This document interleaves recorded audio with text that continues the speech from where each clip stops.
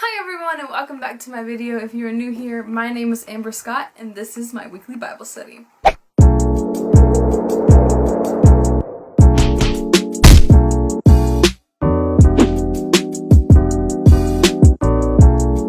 So last week you probably saw that I posted a little bit of a different style of video.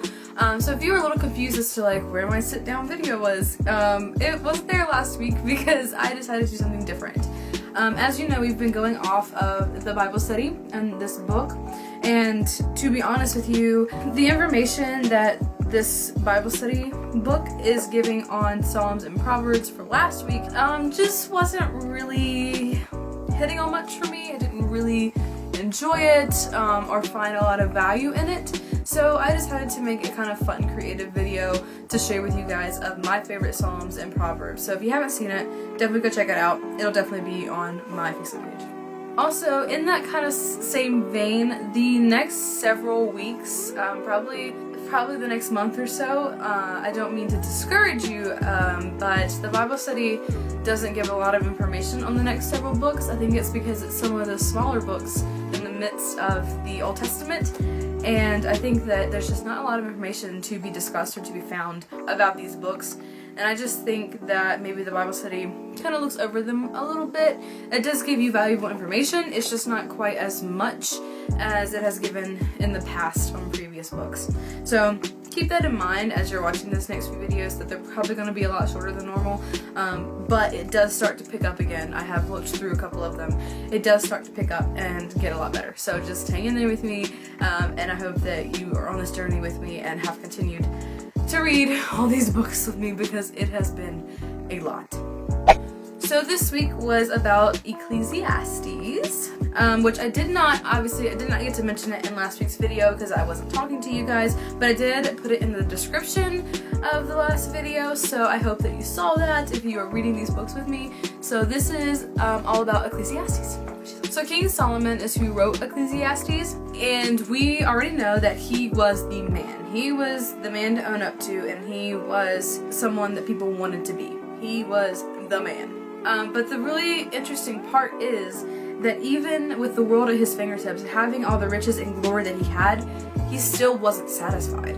We come across this concept of living the American dream, and if you live in America, then you know that there's this kind of stereotype of living the American dream, and that's kind of everyone's goal, is to make enough money to live the American dream. And it's so ironic because every time I do these Bible studies, somehow my pastor is always on board with the same subject, and it never ceases to amaze me how we always coincide with each other in what we're studying and what he's preaching on, and it's totally unintentional. So today he talked about money and how money is the root of all evil, and we as Americans end up chasing after money and we want to be fulfilled with money, but that's not the whole point. The whole point is to be fulfilled with God. So as we see, King Solomon had all these things, and if he was a typical today's American, I guess, he could have all the houses he wanted, he could have all the cars he wanted, he could have all the vacations, all the trophy wives,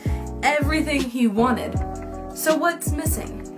We do that. We seek after things that make us happy and things that we want. Earthly things that are temporary, we seek after, and that is considered to be the ultimate goal. Why do we continue to do that? Why do we continue to search after things that are temporary, that we don't even need? One of the most common questions that you hear, or like a very common question that is said in our society is, you ask someone who is older and you say, what do you wish that you would have known in your 20s that you now know? A lot of people will say, spend more time with family, chase after your dream instead of after money, spend more time in prayer, etc., etc. And those are all great things, but no one ever answers, live the American dream. No one ever says, I wish that I would have told my 20-year-old self to live the American dream, to chase after that. So why do we have this preconception in our head of trying to live the American dream and be like everyone else? It makes no logical sense. And that leads to another question. What is the meaning of life? Why are we here? What is the purpose? In order to understand that question, you have to understand a relationship with God. In order to have a fulfilled life in the name of Jesus Christ, you have to have that relationship with Him. God is perfect. We are not perfect, but He is perfect. He is holy, and He is the creator, the sustainer of life. He is flawless. His glory is incredible. The most selfless thing that God did was create mankind. He created us so that we could enjoy His glory along with Him. We get to experience a little piece of how great and mighty God is. You and I were created to love and be loved, to consistently live in joy. And now that's something that my pastor actually talked about this morning, was living in joy. And I have to tell you a story. You know, our pastor was talking about giving God praise and shouting for Him and showing Him glory and making noise for Jesus. And our last hymn was like a really slow hymn, and I was like, that's not how you make noise for Jesus.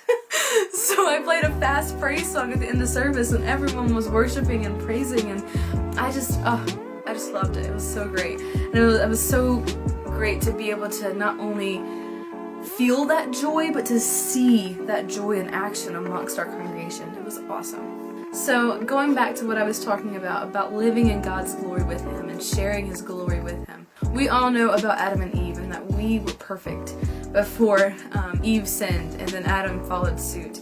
Satan temporarily won, or so he thought he won, at least. And even since then, times have changed. You know, times have really changed. Life is different than the original intent, but we gotta work with what we're given. Now we have the blessing of being able to bring heaven to earth every single day of our lives, until the time that God comes to renew His vision. That means for now that you need to love those around you, even your enemies. That means loving God and thanking Him for loving you. That means serving people without expecting anything in return.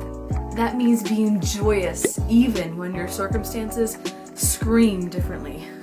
That means looking at Jesus and doing your best every day to mimic Him and to do what Jesus would do.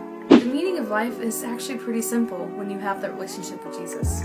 Bringing heaven to earth and glorifying God for an eternal enjoyment later, that's the real meaning of life. And in closing today, I want to tell you a little story.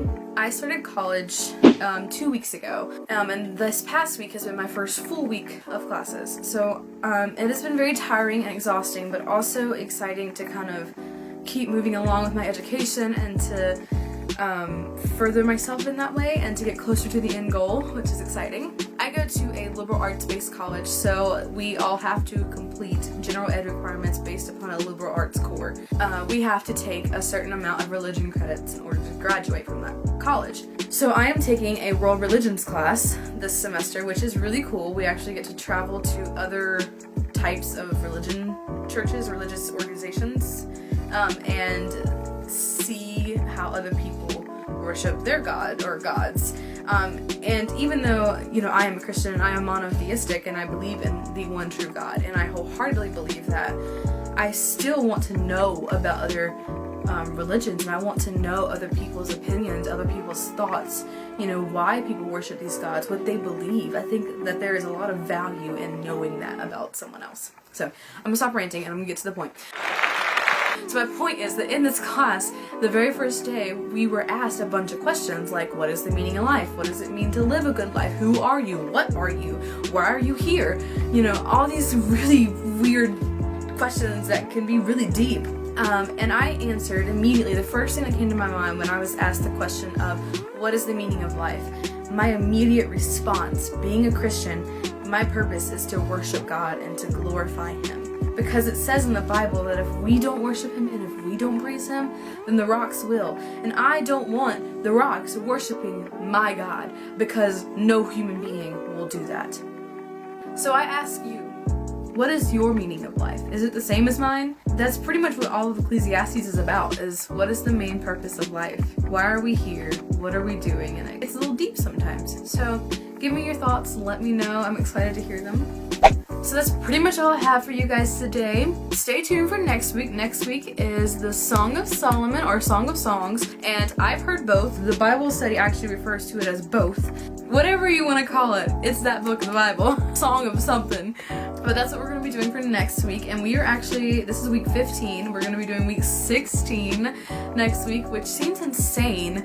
This has kind of become like a habit for me. Like, this isn't, I do have to kind of make myself sit down and film these sometimes. It does get kind of hard when life gets crazy to film and edit these and put them out for you guys, but it has really held me accountable to doing this. It really held me accountable to this Bible study, and I am very grateful that I'm able to do this and that I'm given the abilities and talents to do it. And I'm grateful that you guys are supportive and that you guys are watching, and I hope that you're on this journey with me, as I say all the time. So thank you guys so much for watching. I hope that you enjoyed this video, and as always, remember, the Bible is good for you. Bye guys!